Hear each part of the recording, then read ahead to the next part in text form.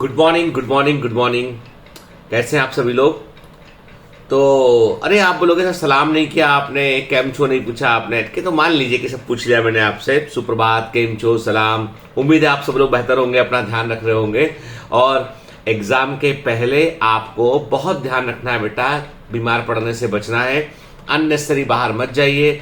और यदि बाहर जाना पड़ता है तो मास्क का इस्तेमाल कीजिए, हैंड्स को सैनिटाइज कीजिए, ठीक है। बाहर से आने के बाद जो है वो स्नान कीजिए, ठीक है बात, ठीक है। क्योंकि आपको अभी थोड़ा सा जो है वो एक्स्ट्रा प्रिकॉशन लेना पड़ेगा जस्ट बिफोर द एग्जाम। कुछ दिनों के बाद ही एग्जाम है आपका, तो आपको भी जो है स्वस्थ रहना है, ठीक है। फिर एग्जाम के ठीक पहले आने वाला डिप्रेशन बिल्कुल नॉर्मल होता है बेटा, उसको लेके घबराना नहीं है, पढ़ते रहना है, बस पढ़ते रहना है। क्योंकि डिप्रेशन यही वो समय होता है जब या तो आप आगे लॉन्च कर जाते हैं या आगे आप पीछे हट जाते हैं आपके, तो पीछे मत हटिए, ठीक है। चलिए अब एक समसामयिक मुद्दे पर बात करते हैं, कंटेम्पररी इशू पर बात करते हैं। वो है कि अफगानिस्तान की कुछ तस्वीरें सामने आई। आपने देखा कि एरोप्लेन में लोग बाग जो है वो लटक गए, और जब वो टेक ऑफ किया तो उसके बाद जो है कई लोग जो आसमान में से गिरते हुए दिखाई पड़ा। ऐसा वीडियो फुटेज मैंने भी देखा, मेरे पास भी आया, वायरल हो गया वो फुटेज। और अफगानिस्तान में आप सभी जानते हैं कि अभी तालिबान का वहां पर जो है वो गवर्नमेंट आ गया है। वहां के तालिबान के जो लड़ाके, उन्होंने वहां के जो आर्मी है उसको हरा दिया उन्होंने, मतलब आर्मी भाग भी गया, वहां के प्रेसिडेंट भी भाग चुके हैं। तो वहां पे मतलब बहुत ही समझ लीजिए कि एक प्रकार से अजीब तरह का माहौल वहां पर है। तो जब से अमेरिका वहां से अफगानिस्तान से हटा, उसके बाद से वहां पे पूरा सब कुछ उलट पुलट हो गया है। अब प्रश्न उठता है कि मैं एक बात सोचता हूं इस बारे में कि अफगानिस्तान में लेवल ऑफ नॉलेज, ठीक है, आम आदमी की बात कर रहा हूं मैं, के वो किस स्तर पर है कि उनको ये नहीं समझा उनको कि ये जो बड़ा एरोप्लेन है, इस एरोप्लेन में यदि बाहर हम लटक जाएंगे तो ये इतने 1000 फीट की ऊंचाई पर उड़ता है, जहां पर कि एरोप्लेन के अंदर ऑक्सीजन को प्रोवाइड करना पड़ता है। उसकी जो एरोप्लेन के अंदर कैबिन होता है ना, वो उसमें जो है वो एयर्स को हाई प्रेशर पर एयर देना पड़ता है अंदर, ताकि लोग सांस ले पाए। यदि वहां पर एयर प्रेशर ड्रॉप करता है तो ऑक्सीजन मास्क नीचे निकल आते हैं और वो नाक पर लगाने पड़ते हैं। तो आप सोचिए प्लेन पर बाहर, यानी जो प्लेन जब उड़ता है तो स्ट्रेटोस्फीयर से ऊपर निकल जाए, वो जो है आपका ट्रोपोस्फीयर से ऊपर निकल कर उड़ता है उठ के, ताकि उसको टर्बुलेंस का सामना ना करना पड़े, एयर रेजिस्टेंस का सामना ना करना पड़े। अब आप सोचिए कि वहां पर टेम्परेचर जो है वो जैसे से आप ऊपर जाओगे टेम्परेचर में कमी आने लगेगी, वहां पर टेम्परेचर भी जो है काफी कम होता है। मतलब जिस ऊंचाई पर इंटरनेशनल फ्लाइट उड़ती है वहां पर टेम्परेचर माइनस में होता है, टेम्परेचर, ऑक्सीजन नहीं, तो कैसे कोई व्यक्ति बच पाएगा। लेकिन वो तब भी उस पर चिपक गए, प्लेन पे लोग पकड़ लिए उसको। इसका मतलब यह है कि जान बचाने की उनको जो है वो उनको इतनी बड़ी घबराहट थी उस जो वहां पर अफगानिस्तान में हुआ उसके लिए, कि वो अपनी जान को भी रिस्क में रख लिए लोगों, और खत्म हो गए। अब मैं ये नहीं बोल पाऊंगा कि ये सही है कि गलत है, मैं ये एक ही बात बोल पाऊंगा कि पूरी दुनिया, यदि कोई देश में कहीं पर भी कुछ नागरिक, आम आदमी परेशान है, वहां पर कॉमन पीपल वहां का परेशान है, कॉमन पीपल को वहां पर जो है वो रेजिस्टेंस का सामना करना पड़ रहा है, कॉमन पीपल जो है वो इस प्रकार के स्टेप उठा रहा है कि वो किसी भी प्रकार से अपने खुद के देश से निकल जाना चाहता है, तो पूरी दुनिया को वहां पर हेल्प करना चाहिए। वहां पर यूनाइटेड नेशंस ऐसे तो जो है बहुत एक्टिव रहता है, लेकिन जब वक्त पड़ता है तो वहां पर जो है वो चुप बैठ जाते हैं। वहां पर जब वो तमाशा उस लेवल तक देखते हैं जब तक कि आम पब्लिक जो है वो पूरी सफर ना कर जाए, ठीक है। खैर, ये इंटरनेशनल पॉलिटिक्स अपनी तो समझ के बाहर है भाई, अपन छोटे आदमी क्या समझ पाएंगे इन लोगों की बातें। लेकिन इतना जरूर पता है कि आम आदमी की जिस देश में कीमत नहीं समझी जाएगी, वो देश बहुत अच्छा नहीं कर पाएगा।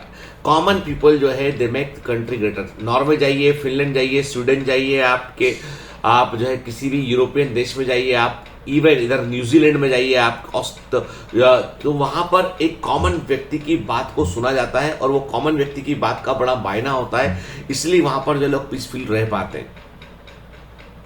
न्यूजीलैंड से याद आया कि बड़ी इंटरेस्टिंग खबर कि पिछले 6 महीने से न्यूजीलैंड में एक भी कोविड-19 का केस नहीं था।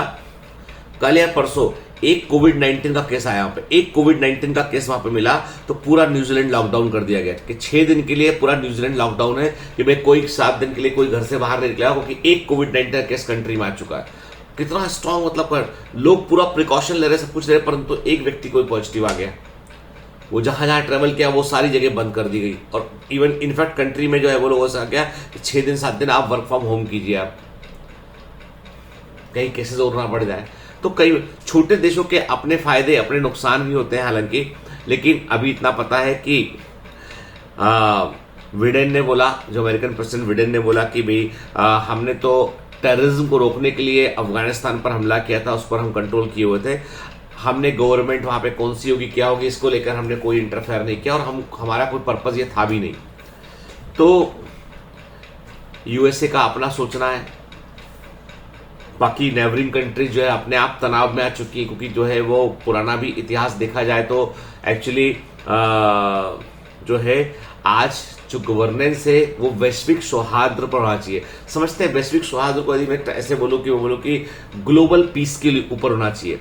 वहां पर कोई भी तरह की विचारधारा जो एग्रेसिव विचारधारा होगी, कट्टरपंथी विचारधारा होगी, वो देश को जो है वो उस देश को भी नुकसान पहुंचाती है और नेबरिंग कंट्री को भी नुकसान वो पहुंचाती है। खैर, मैंने वही कहा ना आपसे, ये मेरी व्यक्तिगत सोच है कि मैं कंसर्न हूं वहां के आम नागरिक से, कि इस बात से इतना फर्क नहीं पड़ता कि वहां सरकार किसकी है, फर्क पड़ता है इस बात से कि आम नागरिक वहां का परेशान नहीं होना चाहिए। ठीक है, खैर छोड़ते हैं इस बात को, अपने मुद्दे पाते। आपने कभी उसका एड देखा है निरमा का? ठीक है, निरमा के सुषमा सबकी पसंद निरमा है, एक एड था ना, बड़ा फेमस था, जो है वो विज्ञापन था उठ के। तो उसको निरमा की भी अपनी एक बड़ी इंटरेस्टिंग कहानी है कि उसकी निरमा ब्रांड के जो संस्थापक थे, जो फाउंडर थे, वो थे करसन भाई पटेल। आप सोचिए कि हमारे देश में हम कहते हैं कि इंटरप्रेन्योरशिप की हम बात करते हैं कि इंटरप्रेन्योरशिप या उद्यमशीलता जो है वो कैसे जनरेट होती है। आप देखिए कि वो केमिस्ट्री में उन्होंने बीएससी किया, उन्होंने केमिस्ट्री उनका मेजर सब्जेक्ट में था कि बीएससी करने के बाद उन्होंने जो है वो नौकरी किया कहीं पर उन्होंने, ठीक है।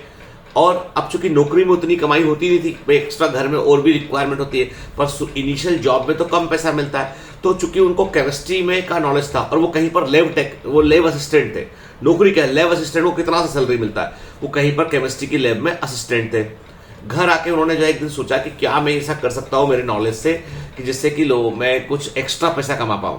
तो उन्होंने जो है वो डिटर्जेंट बनाने की सोची।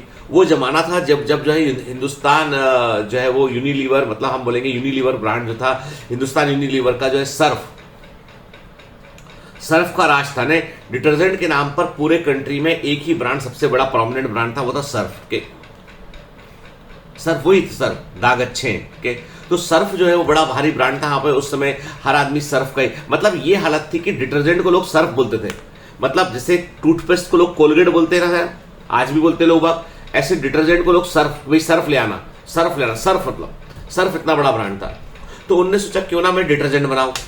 तो उन्होंने अपने केमिस्ट्री के तमाम नॉलेज को इकट्ठा किया, उससे उन्होंने अपने घर के पीछे बैकयार्ड में जाकर उन्होंने 3 किलो डिटर्जेंट बनाया। कितना? 3 किलो। जितना पैसा, थोड़ा एक्स्ट्रा पैसा था उससे लेके आए सामान से। घर वालों ने बोला भाई कि क्या पैसा बर्बाद करो, सब्जी ले आओ, ये ले आओ, इसके बदले क्या लेकिन वो नहीं माने। उन्होंने जो है वो 3 किलो डिटर्जेंट तैयार किया और साइकिल पर लेके छोटे छोटे पैकेट में पैक किया, साइकिल पर लेकर गए लोगों। पहले सैंपल तैयार किए उन्होंने उसके। अब सुनिए, 3 किलो डिटर्जेंट को उन्होंने जो है वो 100 ग्राम के सैंपल में बांटा। इन्होंने ऐसे 30 उन्होंने जो है पैकेट तैयार किए और उन्होंने साइकिल से घर घर गए, वो महिलाओं को घर जाके बोला कि ये डिटर्जेंट है नया, आप यूज करके देखो, अच्छा लगेगा तो मैं आपको और प्रोवाइड करूंगा, फ्री दे रहा हूं आपको। 30 घरों में जाके उन्होंने 100 ग्राम डिटर्जेंट को फ्री दिया उन्होंने। कुछ महिलाओं ने सोचा क्या है, हम तो सर्फ यूज करते, क्या पड़ा रहा किसी के घर, किसी ने यूज किया, किसी ने, लेकिन 2, 5, 10 महिलाओं ने उसको यूज किया। सपोज 10 महिलाओं ने उसको यूज किया और देखा उन्होंने कि यार सर्फ की तुलना में ये भी बढ़िया है, एकदम बढ़िया, हाथ भी खराब नहीं करता, ये सर्फ भी अच्छा था। पर सर्फ उस जमाने में काफी महंगा था, यानी आज के रेट से कंपेयर करोगे तो सर्फ महंगा था उस जमाने में, शायद 13 रुपए किलो कुछ होगा उस समय। ठीक है, तो सर्फ जो है वो उसकी बजाय ये जो डिटर्जेंट जो करसन भाई पटेल साइकिल से बगैर ब्रांड का प्लास्टिक की थैली में पैक दिया करते थे, बढ़िया लगा उनको। उन्होंने पूछा कितने का दोगे, तो सर्फ से 5 गुना कम दाम, 3 रुपए 4 रुपए किलो में उन्होंने कहा कि ये ले लेंगे, 4-5 गुना कम दाम। ठीक है, लोगों ने यूज करना शुरू किया, उन्होंने सैंपल भी बांटते रहे, ऑर्डर नहीं लेते रहे, घरों से ऑर्डर मिलना शुरू हुआ कि भैया हमको पूरे महीने में 2 किलो डिटर्जेंट चाहिए, प्रोवाइड कर देना। जहां 1 किलो सर्फ आता था उससे आधे दाम में 2 किलो डिटर्जेंट आता था। ऐसे करके उन्होंने अपने कुछ ग्राहक तैयार किए, 100, 200, 500 ग्राहक हो गए उनके। जिन डिटर्जेंट बनता था थोड़ा बड़ा हिस्सा कर लिया उन्होंने, बनाएंगे, वो बनाने के बाद उसको पैकेट में पैक करके खुद करते थे और साइकिल से घर घर सप्लाई करेंगे। फिर उनको लगा कि नहीं यार, अब अपना काम इतना होगा कि जितना नौकरी में सैलरी मिलता है उतना मैं यहां से कमा पा रहा हूं। तो उन्होंने नौकरी छोड़ दी, अपनी वाइफ को, अपने भाई को, सबको डिटर्जेंट बनाने में इन्वॉल्व कर लिया उन्होंने। अब थोड़े बड़े ऑर्डर मिलने लगे उनको। अब जो किराने की दुकानें थी, जो छोटे छोटे स्टोर्स थे, वो भी उनका डिटर्जेंट रखने थे। लोगों ने बोला अभी क्या है, कब तक तुम ऐसा थैली में पैक करके भेजो, कोई ब्रांड बनाओ इसका। तो उनकी बेटी का नाम था निर्मा, उनकी बेटी का नाम है निर्मा। तो उन्होंने करसन भाई पटेल ने अपनी बेटी के नाम निर्मा के नाम पर जो डिटर्जेंट को उन्होंने लॉन्च किया। मॉडल के पैसे नहीं कि किसको मॉडल करें, किससे फोटो, तो बेटी के ये इन्होंने ऐसे ही बेटी का एक फोटो सेशन कराया, उसी को उन्होंने जो है वो ब्लर करा के उसी का उन्होंने इमेज लगाया। तो निर्मा में देखोगे, निर्मा गर्ल बोलते हैं ना, जो दिखाई पड़ती है फोटो के, तो वो उन्होंने वो तैयार किया। अब निर्मा एक ब्रांड बन गया। थोड़ा सा इन्होंने और पुश किया उसको, उन्होंने फिर इन्होंने जो है कोई बंद पड़ी फैक्ट्री का कुछ उन्होंने हिस्सा खरीदा, उन्होंने वहां पे मशीनरी लगाई ताकि और प्रोडक्शन कर सके वो। फिर धीमे धीमे गुजरात के अंदर, वहां से फिर महाराष्ट्र के अंदर निर्मा एक बड़ा ब्रांड बन गया। निर्मा बड़ा ब्रांड बन गया। फिर निर्मा के को और फिर लोगों ने कहा कि भाई हमारे स्टेट में ही बेचो इसको, ऐसे करके उन्होंने जो है वो बहुत मेहनत करके उन्होंने जो है अलग अलग जगह पे स्टॉकिस्ट तैयार किए। पूरे देश में निर्मा जो है आ गया। सर्फ से दाम कम था, क्वालिटी में ऊपर था। सर्फ के अंदर उस जमाने में फॉस्फेट हुआ करता था जो हाथ खराब करता था और इन्वायरमेंट के लिए ठीक नहीं था। इन लोगों ने वो फॉस्फेट को रिप्लेस किया और इन्होंने जो है वहां पे इन्वायरमेंट फ्रेंडली और हैंड फ्रेंडली, और इन्होंने क्या किया, अपने एड में, अपने विज्ञापन में गृहिणियों को शामिल किया। उन्होंने महिलाओं को, जिनको सप्लाई करते थे उनको बोला तुम ऐड करोगे हमारे लिए, ऐसे करके इन्होंने सप्लाई किया। शुरुआत में मैगजीन्स में ऐड दिया इन्होंने, और इन्होंने घर घर के अंदर एक परिचित ब्रांड बना लिया। इन्होंने लोगों को जो है, महिलाओं को कनेक्ट किया, गृहिणियों को इन्होंने इंपॉर्टेंस दिया। सर्फ का ऐड अलग था, सर्फ का ऐड होता था बड़े लेवल पे, इनका होता था छोटे लेवल पे ऐड, जो गृहिणियों को अट्रैक्ट करता था, महिलाओं को, मिडिल क्लास फैमिली को। और निर्मा एक बड़ा ब्रांड बन गया, इतना बड़ा ब्रांड बन गया कि जो है एक समय ऐसा आया कि कंट्री के अंदर सर्फ के बाद दूसरा सबसे अधिक बिकने वाला ब्रांड था निर्मा। और एक जमाना ऐसा भी आया कि निर्मा और सर्फ की सेल बराबर थी। अब सर्फ कितना बड़ा ब्रांड था, एस्टेब्लिश ब्रांड था, उसके बराबर सेल थी निर्मा की। मुझे ध्यान नहीं आता कोई ईयर, पर शायद 2005 या 6 के आसपास की बात है। करसन भाई पटेल का नाम जो है फॉर्ब की मैगजीन की लिस्ट में था। इंडिया के 100 सबसे अमीर लोगों की लिस्ट में इनका नाम शामिल था। इन्होंने अपने नॉलेज को आगे बढ़ाने के लिए इन्होंने क्या किया, फिर इन्होंने निरमा ब्यूटी सोप लॉन्च किया। इन्होंने निरमा के और भी चीजें उन्होंने लॉन्च की जो बहुत सफल तो नहीं, पर इनका सोप चल निकला इनका। इन्होंने निरमा का शुद्ध नमक लॉन्च किया, काफी पॉपुलर हुआ वो भी। और इन्होंने देखा कि मेरी जिंदगी में जो परिवर्तन आया वो एजुकेशन से आया। करसन भाई पटेल ने देखा कि मेरी जिंदगी में जो परिवर्तन आया वो एजुकेशन से आया, क्योंकि मुझे केमिस्ट्री का नॉलेज ना होता तो मैं शायद सर्फ ना बनाता और मैं यहां तक ना पहुंचता। तो इन्होंने निरमा इंस्टीट्यूट ऑफ टेक्नोलॉजी को उन्होंने जो है गुजरात में स्टैब्लिश किया। निरमा इंस्टीट्यूट ऑफ टेक्नोलॉजी एक बड़ा हाई रेपुटेड इंस्टीट्यूट है के जहां पर जो है वो तमाम तरह की नॉलेज जो है वो साइंस की ब्रांचेस को जो है वो के बारे में एजुकेशन दी जाती है। तो आप देखिए कैसे एक आम आदमी का विजन और जो भी नॉलेज उसके पास था उसने उस नॉलेज का इस्तेमाल किया और कितना बड़ा आदमी बन गया वो। अब आप बताइए, सारी कहानी है केवल विल पावर की, सारी कहानी है केवल हार ना मानने की, सारी कहानी है इस बात की कि लोगों ने मना किया लेकिन वो नहीं माने, सारी कहानी इस बात की कि झिझक छोड़कर उन्होंने लोगों का भरोसा जीता। उन्होंने निरमा भरोसे का ब्रांड है। निरमा आज मुझे नहीं मालूम कि कितने लोग निरमा यूज करते हैं, पर निरमा एक भरोसे का ब्रांड रहा है और आम आदमी के घर घर की पहचान रहा है। आज भी निरमा का एड, अब आप बोलोगे सर निरमा अचानक सबके दिमाग में कैसे आ गया।